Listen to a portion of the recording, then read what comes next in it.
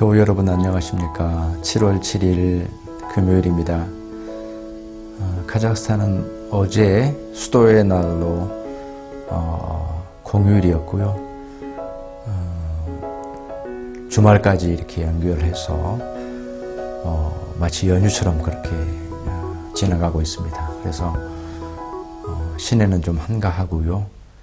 근데 이제 도로들은 막 그 공사 때문에 알파라비 같은 경우는 거의 막아놔가지고 상당히 다니기에는 조금 불편한 그런 상황입니다. 오늘은 우리 성만찬하고 가톨릭의 미사가 어떻게 다른가라는 이 부분을 우리가 함께 생각을 해보려고 합니다. 그게 두 가지로 얘기를 하고 있는데 아마 이 부분은 좀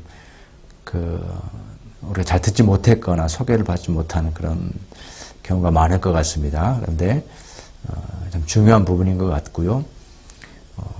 가톨릭의 미사는 매번 그렇게 매 순간 사제에 의해서 그렇게 드려지잖아요. 예전의 핵심이고요. 그래서 그 부분이 어떻게 다른가를 우리가 알고 있어야 될 것 같습니다. 80문에 주의 만찬과 로마 교회 미사는 어떻게 다릅니까? 답이 이렇습니다. 주의 만찬은 첫째, 예수 그리스도께서 친히 십자가에 위해서 단번에 이루신 유일한 제사에 의해 우리의 모든 죄가 완전히 사해졌음을 확증합니다. 그래서 성찬을 우리가 대할 때에 우리의 고백은 예수님께서 이미 한 번에 드린 제사로 우리의 구원을 완성하셨다. 살과 피를 주신 그 한 번의 십자가에서 죽으심을 기념하는 것이죠. 모든 것을 이루셨다. 구원을 이루셨다. 이미 완성되었다라고 하는 그런 내용이 됩니다. 두 번째, 성신에 의해 우리는 그리스도에게 연합되었으며 그의 참된 몸은 지금 하늘에 있고 하나님 우편에서 우리의 경배를 받으심을 확증합니다. 이것이 이제 우리 성만찬의 고백이죠. 예수님께서는 하나님 우편에 계시다. 우리는 그를 경배한다. 라는 내용이고요. 근데 미사에 있어서 그 제사, 살과 피의 의미가 좀 다릅니다. 첫 번째, 미사는 이렇습니다. 그리스도가 산 자들이나 죽은 자들을 위해서 사제들에 의해 지금도 매일 드려지지 않으면 그리스도의 고난에 의해서는 그들이 죄사함을 받지 못한다고 가르칩니다. 그러니까 단번에 드려진 제사가 아니라 사제들에 의해서 매일 드려져야 된다. 이렇게 이제 가르치는 겁니다. 큰 차이가 있는 거죠. 예수님께서 단번에 우리의 구원을 완성하신 것이 아니라 미사를 통해서 사제가 집례하는 미사를 통해서 매번 죄사함을 받는다라는 거니까 차이가 있다라는 겁니다. 둘째, 그리스도는 떡과 포도주의 형체 속에서 몸으로 존재하기 때문에 그 속에서 경배를 받아야 한다고 가르칩니다. 그러므로 미사라는 것은 근본적으로 예수 그리스도의 단번의 제사와 고난을 부인하는 것이며 저주받을 우상 숭배입니다. 그러니까 그 살과 피, 떡과 포도주가 주님의 몸이고 주님의 피이기 때문에 그 자체가 우상화된다는 겁니다. 그게 문제라는 거죠. 이미 예수님께서는 하나님 우편에 계신데 미사를 통해서 지금 살과 피가 여기 있기 때문에 그 살과 피의 경배를 돌리는 것은 우상숭배다.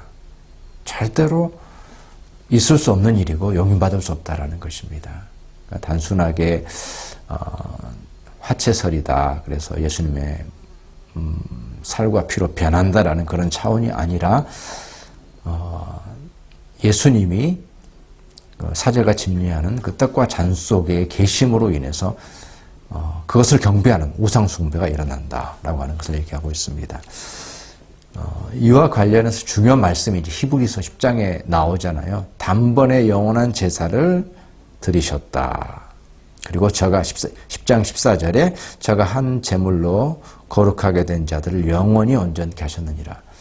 한 번의 제사, 한 번의 제물로 예수 그리스도의 십자가와 죽으심이죠. 온전히 거룩하게 하셨다.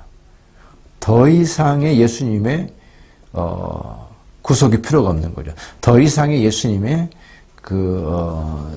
살과 피를 우리에게 주실 필요가 없죠. 그 제사는 완전하고 영원한 제사였으니까요. 미사를 통해서 다시 그것이 재현되는 것처럼, 그것이 반복되어야 되는 것처럼 보기 때문에 그것이야말로 받아들일 수가 없고 비성경적이고 또 그 떡과 잔을 예수님의 살과 피로 변한 것이다 라고 함으로써 이제 예수 그리스도가 그 떡과 잔 속에 머무는 그러다 보니까 그 자체가 우상이 되는, 그죠? 떡과 포도주가 우상이 되는 결과를 낳기 때문에 주님께서 금하시는 것이다. 그래서 우리의 성만찬과 가톨릭의 미사가 이 점에 있어서 다르다라고 하는 것을 말씀을 하고 있습니다. 81문에 누가 주의 상에 참여할 수 있습니까? 이제 이 부분은 성찬에 참여하는 우리의 자세를 얘기하고 있거든요. 성찬에 참여하는 자세는 예수님의 살과 피를 대하는 자세거든요. 그 마음과 자세를 가지고서 우리가 성찬에 참여하게 되는데 답은 이렇습니다. 자기의 죄 때문에 자신에 대해 참으로 슬퍼하는 사람. 첫 번째로는 죄에 대해서 슬퍼하는 사람. 두 번째로는 자신의 죄가 사하여지고 남아있는 연약성도 사라졌음을 믿는 사람. 그 죄의 사함에 확신을 가져야 되는 거예요. 세 번째로 또한 자기 자신의 믿음이 더욱 강하여지고 돌이킨 삶을 살기를 간절히 소원하는 사람. 그러니까 이제 회개의 삶을 살아가는 것이죠. 그렇게 참여할 수 있다는 겁니다.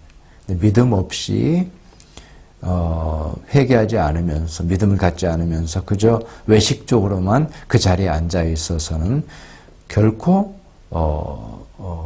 그 성찬을 마셔서는 안 된다. 먹고 마셔서는 안 된다. 그래서 그러나 외식하거나 회개하지 않은 사람이 참여하는 것은 자기가 받을 심판을 먹고 마시는 것입니다.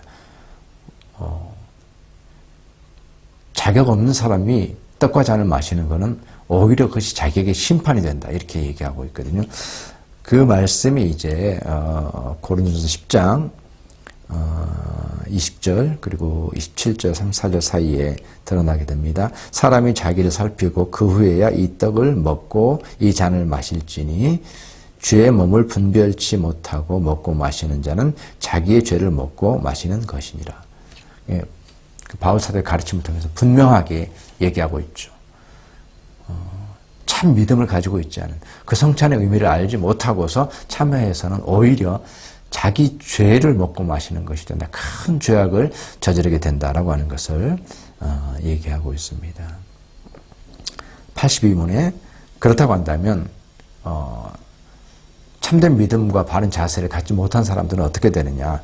자신의 고백과 생활에서 82문 자신의 고백과 생활에서 믿지 않음과 경건치 않음을 드러내는 자에게도 이 성찬이 허용됩니까? 아닙니다.